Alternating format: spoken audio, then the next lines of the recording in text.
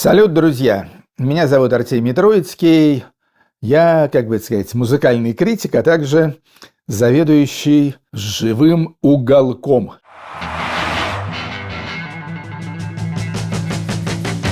Вот этот самый живой уголок у нас сейчас пребывает в летнем таком полуканикулярном состоянии. Поэтому вместо того, чтобы стримиться прямым эфиром, я вам просто наговариваю, как всегда, естественно, без бумажки, без шпаргалки, наговариваю всякие монологи про знаменитых людей, с которыми жизнь меня в то или иное время сводила. Ну и сегодня у нас будет довольно редкая история, а именно у нас будут иностранные артисты. Ну, двое иностранных артистов, по-моему, уже отоварились моими рассказами. Это Пол Маккартни и это Дэвид Боуи. Так что про них я больше рассказывать не буду, если не возникнет какой-нибудь специальный повод.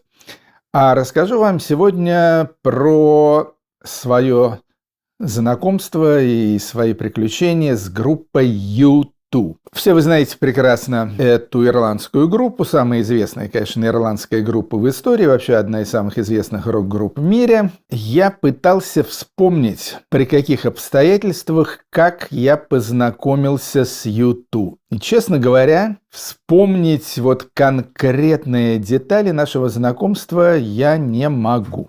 Имеется в моей жизни один такой не очень известный факт, который заключается в том, что я примерно год, а именно с начала осени 1989 года по, наверное, конец лета 1990 года жил в Англии, жил в городе Лондоне. В этот период, я там дописывал, а потом раскручивал свою вторую книгу «Тусовка», что-то делал на телевидении, на BBC, на 4 канале и так далее. В общем, очень мило жил, общался при этом с разными музыкантами и прочими замечательными людьми. В том числе периодически засылал из Лондона видеоматериалы для советского телевидения, а именно для программы «А», которая в то время шла на 1 канале, и я у них там был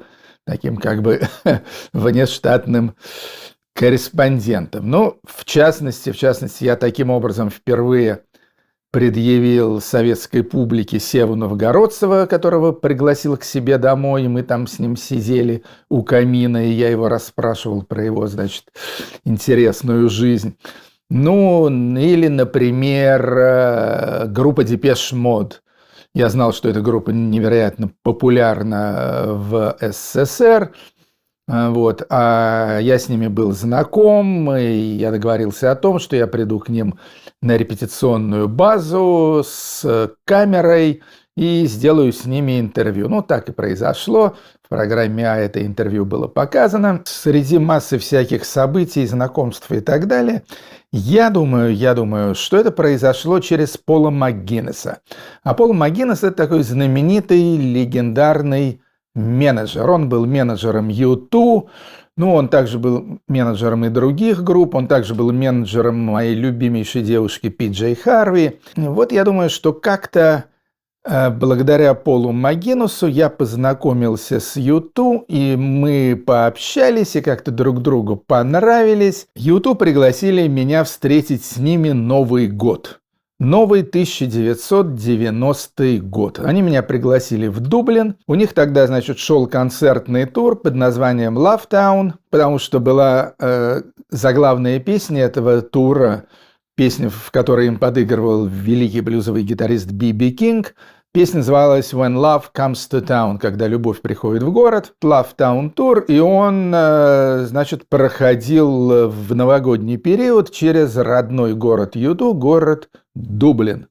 Там были концерты 30 и 31 декабря. И ютушники меня, на эти концерты в Дублин пригласили. Я, естественно, был крайне благодарен.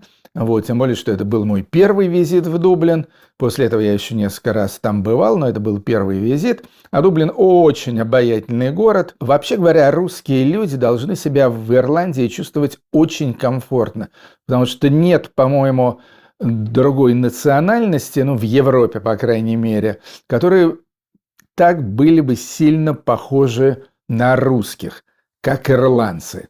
Вот, особенно в том, что касается досуга, пьянства и так далее. То есть я себя много раз ловил на мысли, сидя в каких-то ирландских барах и пабах, вот, что я нахожусь вообще где-то то ли там в ленинградском Сайгоне, то ли в московской яме в какой-нибудь. Вот, и только странно, что люди говорят не на русском. А так все, все примерно то же самое. Ну ладно, это у меня было такое маленькое лирическое отступление. Значит, приехал я в город Дублин и, значит, пошел там на эти концерты U2. Это было в таком огромном зале среди доков и так далее. Как это место называлось? Ну, какой-то point, какая-то точка, по-моему. То ли там Port Point, то ли там... Но точно не PowerPoint. Концерты были отличные, и потом после концерта, естественно, отмечание Нового года в гримерно-артистических, да еще и с Биби Кингом, помимо Бона Эджа, и всей честной компании. В общем, я думаю вообще, что это был, наверное, самый такой звездный Новый год в моей жизни. Вспоминая всю эту историю, вот сейчас вот, перед тем, как на вас все вывалить, вот, я впервые задался вопросом, а нафиг вообще это все было нужно группе U2? Потому что, в общем-то, я для них ничего полезного не делал и не сделал. Единственное, я записал с ними большое интервью, которое было опубликовано в газете, прости господи, «Комсомольская правда». Но тогда это еще был Советский Союз, 90-й год. «Комсомольская правда» была самой прогрессивной тогда советской газетой. Там работали Юрий Чикачихин, Дмитрий Муратов, там еще всякие великие журналисты. В общем, это была прекрасная газета, так что совершенно не стыдно было мне для нее взять интервью у U2. Но кроме этого, по-моему, ничего такого интересного я для U2 не сделал. Так что мне кажется, что, может быть, просто... они меня притащили и со мной там таскались, возились. Ну, может быть, просто потому, что я им понравился. Не знаю. Но время мы проводили, на самом деле, очень хорошо. Потому что я помню, значит, уже после Нового года, уже в период такого общего легкого похмелья, я поехал в гости к Эджу, гитаристу. Жил он уже за Дублином, к югу от Дублина, но на берегу моря. Там красивейшие скалы, вся эта пресловутая ирландская зелень и так далее. Вот, очень там было здорово. И на что я еще обратил внимание, что ездил Эдж, и вот в частности возил меня к себе в гости, а потом обратно еще.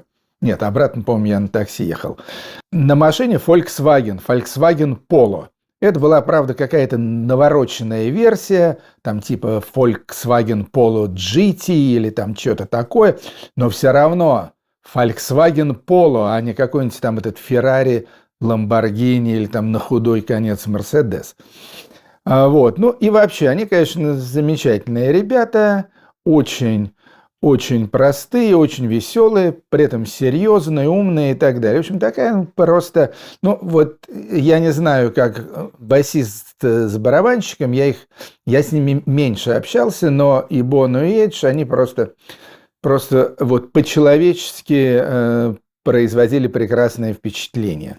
Потом наши с ними отношения, в общем-то, продолжались, но так в основном на уровне переписки, перезвонки. В следующий раз я к ним приехал уже где-то в конце 90-х, по-моему, и тут интересно было то, что я жил в их гостинице. То есть в какой-то момент U2, ну, может быть, не все U2, может быть, один Боно, вот, они купили отличную гостиницу, старинную, в центре Дублина под названием Кларидж, вот, и как бы превратили ее в такой рок-отель.